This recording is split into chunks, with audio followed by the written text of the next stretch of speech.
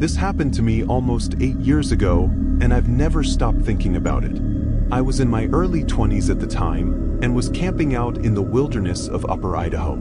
I wouldn't say I was an experienced camper yet, but I did go out pretty frequently on long hikes and knew the basics of camping. Also, in that territory, there was a lot of wildlife, including black bears and grizzly bears, so being prepared was a must, which deterred a lot of casual hikers and campers. Not many people live up there either, and you'd only see the occasional tourist also hiking a trail. Most of the campsites in Upper Idaho are not very crowded. That being said, although admittedly unnecessary, I tried to stay away from those tourist-type spots and stick to lesser-known trails. For this trip, I'd chosen one that was just outside of the big mountain range that was well known. This trail just went through the forest and along the hills bordering the mountain, leading to a nice open spot with views of the mountain range. The nearest trail I knew of was 3 miles away, that led to a small lake, which I assumed might have a couple other people, so that's why I skipped it. I was right though. My whole hike there, nobody else was around. The trail seemed basically unused, and when I got to the campground, it was open and empty. I set up my tent on the far side and found some big stones to build a fire pit with. I think I had 2 or 3 hours of daylight left, so I wasn't planning on doing much for the rest of the day. Just sit around the campsite and think about my plans for tomorrow. When the sun set, I built up the fire and roasted some marshmallows while stargazing. The whole valley was really quiet, just a subtle breeze coming through and the occasional wildlife calling out. But then, something interrupted the silence. A repeated crunch of leaves, coming from out in the woods. After a second, it was pretty obvious that it was a person walking. I didn't know what to do, except sit there and stare in that direction, kind of just shocked and confused why someone was out there, until they showed up at the edge of my campsite. It was a man, but with the shadows from the campfire flickering over them, I couldn't make out much to identify them with. I could see they had a typical camping backpack on, and that was about it. They stood there and looked at me, then at the rest of my campsite, and before I could say anything, they said sorry, then turned around and walked back the exact way I heard them come from. Also, the way they said sorry was like they were trying to be quiet. It was just barely louder than a whisper. It was really strange. What were they even sorry for? They had to be looking for a campsite. There's no way they were just walking around at night like that for no reason. It felt really, I guess, unsettling. I didn't feel in danger, but the way they acted was just out of the usual behavior of any hiker I'd ever come across. Their footsteps walked away, turning into the subtle quiet night it was just moments ago, as if nothing had happened. Despite the unusual interruption, I ended up going back to stargazing and relaxing only a few minutes afterward. I hoped wherever that guy was heading, he'd make it there soon and safely, but aside from that, I didn't think too much more about it. Several hours went by, or at least it felt like that. Clouds started to roll in, blocking out moon and stars and casting a shadow over the entire forest. I wasn't exactly tired or ready to sleep yet, so I sat along the campfire and hoped I'd eventually get bored and sleepy enough to call it a night.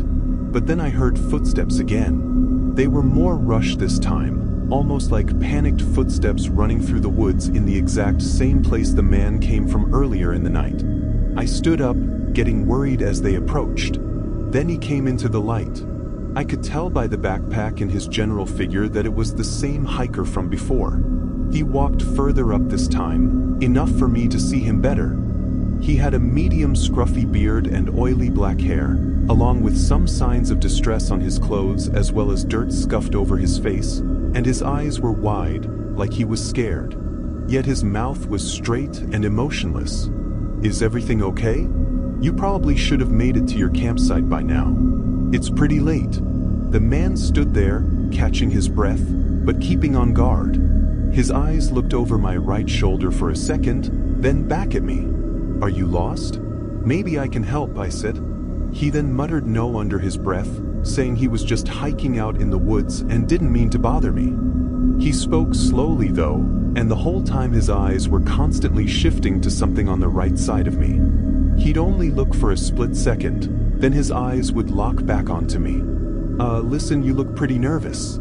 I can help, maybe send a radio message for you, or whatever you need.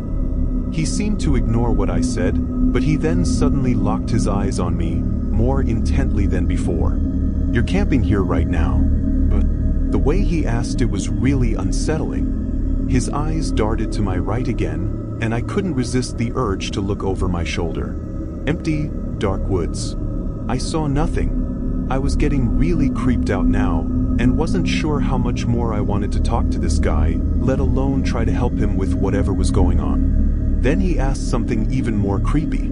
Is it just you here? Are you alone? Where are the others? Taken aback by the question, I hesitated to respond right away, and before I could even answer, he spoke again. Have you been following me? Something was off. His manner was changing and he was tensing up. I said no, in that I didn't know what he was talking about, but then his eyes shifted onto something over my shoulder again. However, this time, they didn't shift back to me. His wide, hollow eyes were locked onto something. He asked one last question. Then why are you with her? I instantly turned around and looked over my right shoulder, but my eyes fell on nothing. Still just empty, dark woods. I looked back at the man. His face fell into terror, still staring beyond me, before he suddenly broke out into a sprint, running deeper into the woods. Within seconds, he was past all the light and completely gone. The direction he ran was nowhere near the trail, or really anything at all. My heart was still racing though. I was looking all around, especially behind me, trying to figure out what the hell that guy was talking about, and what he was seeing. In those brief moments after he asked, "Then why are you with her?" I thought I'd connected everything. That this man was being followed by some woman or group in the woods. And when I looked over my shoulder, I fully expected to see her standing behind me, deranged and terrifying. But now, I didn't know what to believe. I was scared shitless though, and was absolutely not staying any longer. I gathered up everything and started moving. Even though I saw the guy running the other direction from the trail, I was still on edge the entire walk. Every slight noise had me startled, and expecting to see some woman following me, or whoever the hell he was talking about. But I never did. I made it to my car and left. The following morning, I decided to put in a note with the police station near me about the guy out there. Because with more time to think about it, I was pretty worried about him. While I don't have an exact explanation for what went on that night, I can provide a decent theory for the situation after consulting dozens of people over the years. The most likely and tragic explanation is the man may have gotten lost and been out there for a very long time, probably becoming extremely hungry and dehydrated to the point of near insanity and paranoia, thinking something or someone was following him through the woods that night. Unfortunately, with him not being in the right state of mind, he didn't know help when he saw it. When he found me, he was probably too paranoid to know that I could have saved him, giving him food and water, and let him out of the woods. He might have been so out of it that he didn't even know he was lost anymore, and was too caught up in the paranoia of whoever he thought was following him. While this is the most probable cause of the man's behavior, and what happened that night, there's still no saying if it's actually true. There's a chance he really was being followed, and wasn't sure whether or not I was just another stalker part of the group, and didn't trust me. If that was the case, then him freaking me out that night likely saved my life from whoever else was out there. However, we probably will never know for sure. The man was never found or spotted since, so unfortunately it seems he never made it out of the woods.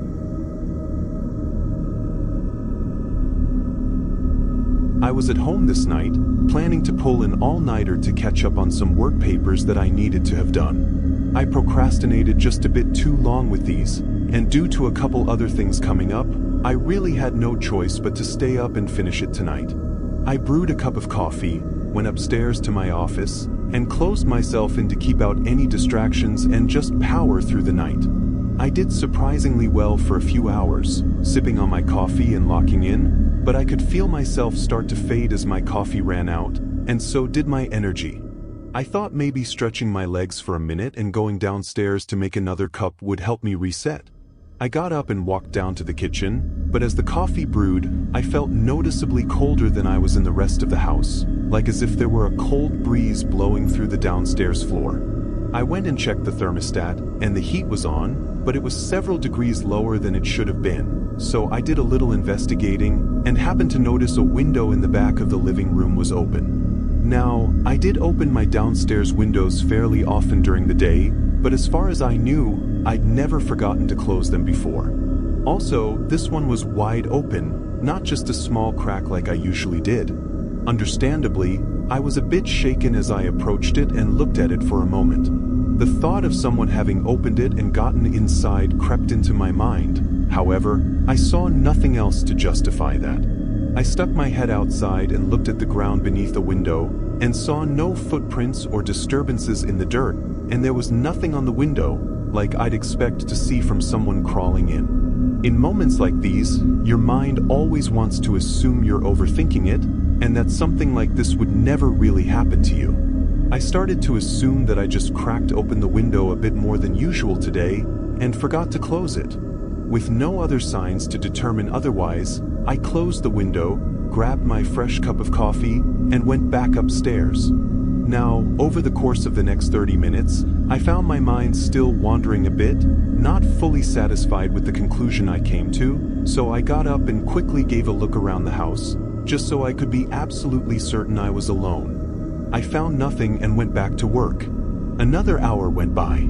I was mentally exhausted from trying to get this done, but a sudden thump behind me instantly woke me up. It was loud, as if it were just behind my desk, but nothing was back there. I knew my bedroom was right on the other side of that wall, and figured it had to be something from in there, but the sound was far too loud to be ignored, and with the whole window thing from earlier, it was hard to keep myself from thinking the worst this time. Still, I got up and walked into the hallway and opened the bedroom door.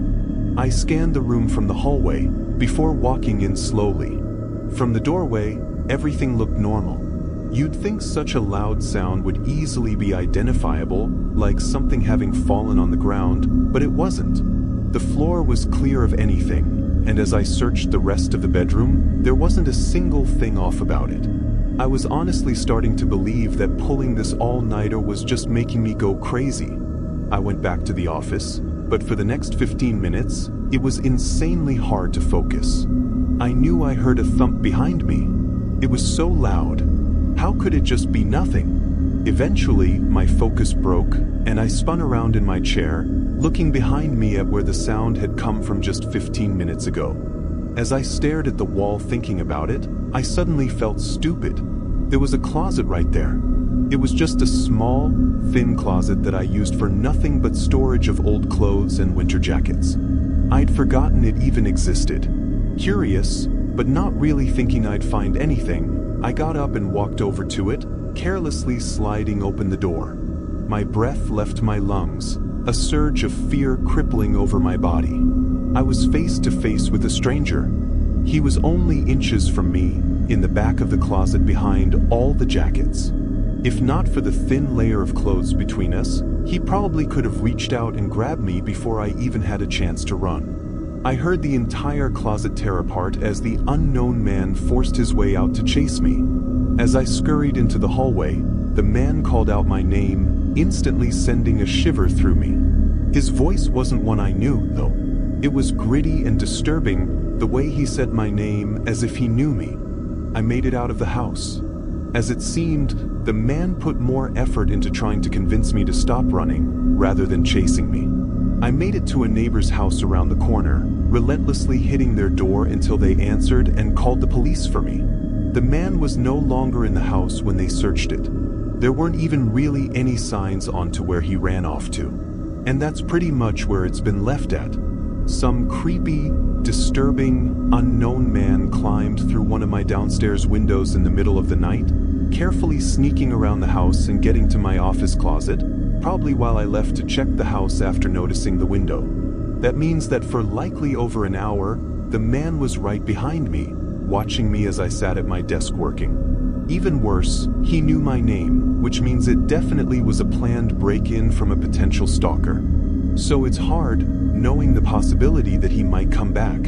Had I not pulled an all-nighter that night and just gone to sleep, I very well may not be here right now.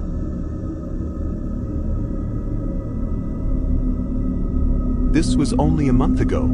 It was the weekend, and while I usually chose to stay home and do nothing, this Saturday was different. One of my best friends was celebrating her birthday, so I kinda had to go. It wasn't supposed to be a big party, only our close group of friends, maybe having a couple drinks and talking for a few hours. I lived in an apartment, just a 10-minute drive from my friend's house, and around 6:30 I drove over there. The party was nothing special, it wasn't even really a party, just a social gathering I guess. However, we did end up drinking a bit while talking, and eventually, at just about 1 a.m., most people had either left or decided to spend the night. I really didn't like sleeping at anywhere but my own home in bed, but I also was a little tipsy still, and wasn't going to risk driving. Maybe, against my better judgment, I decided I'd just walk back to my apartment.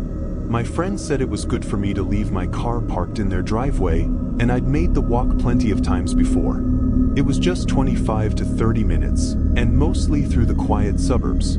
I said bye to the rest of my friends that were still there, then set off on the walk home. The weather was calm, and the walk started out well. The whole neighborhood was silent and still. No moving cars or people outside, or even any lights on in any of the homes. Everyone was probably sleeping already. At one point as I walked though, a sudden pair of headlights came down the road. They weren't too bright, and they were going slowly, until they got really close to where I was, and rolled to a stop. They cracked their window, but with it being dark, and them not fully rolling it down, I couldn't really see them at all. A man's voice called out, asking if I was okay, or needed a ride anywhere. I said I was fine, and thanked him, and without any further conversation, they drove off. I thought nothing of it. From his voice, he sounded like he genuinely wanted to know if I was okay. I kept walking along the same road. Another couple minutes went by, as the neighborhood was just as quiet as before. But then a street sign in front of me reflected a light from behind me. I turned around, seeing that same car coming down the road, opposite of the way he came down before. He ended up pulling off to the side of the road though, and parking rather than passing by me. I still found it strange that he turned around and came back this way, only to stop and park as soon as he was in view of me. Seemed like a really big coincidence. I kept walking, checking behind me a few times, but the guy never left his car, and eventually he was out of sight.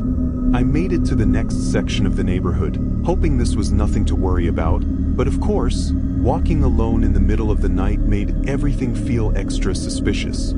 I started to feel better with every passing minute though. I was only about 10 minutes away from my apartment at this point, when I suddenly noticed a car parked up ahead. It was parked in the street with its headlights on, but not on the side of the street or on the curb. It was right in the middle of the road. As I got closer, I was able to make out more and see that it was definitely the same car from before. I felt a lump in my throat, knowing the chances of this just being a coincidence were getting lesser and lesser.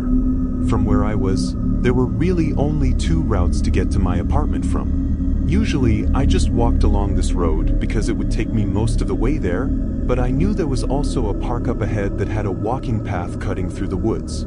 I rarely used it because most of the time I made this walk, it was at night, and the path through the woods didn't have any lights or anything, so it was usually safer just to stay on the street. I was thinking this might be a scenario where it would be less risky to go through the woods, rather than walking past the car that was clearly watching me a bit too much for comfort. However, as I got closer to where I knew the entrance to the trail was, I realized the car was parked strangely close to it, like they were only a little bit ahead of it so I could make it to the path before passing the car, but it almost seemed too perfect. As I got closer and closer, the more I looked out at the woods, the more uneasy I felt. I had to go with my gut. I kept walking, past the entrance to the woods, and toward the car. I held my breath as I passed it, but nothing happened. Once I got to the front of the car, I looked back, and through the windshield, I could see that nobody was inside. This car, that had been following me and parked right in the middle of the road, with its headlights on, was empty. After a few seconds of thinking, I looked further back toward the woods, and barely through the dark, I could see the figure of a man standing out from behind the trees, watching me. I took no more chances. I started running, and it was only a few seconds later that I heard the man get into his car. I pulled my phone out as I ran, and thankfully that must have deterred him, because instead of chasing, he made a U-turn and left. I didn't stop running until I got home. Afterward, I told the police about what seemed like an attempted kidnapping. It was all just too coincidental to not be. What's scary to think is if I hadn't listened to my gut and did the obvious choice of cutting through the woods, I would have fallen perfectly for that man's trap of him waiting in there for me to do exactly that. Being out there in the woods at night with him would have surely left me no chance of escape. It's only been a month since, and with only a description of his car and his voice, it's unlikely they'll ever find or convict anyone.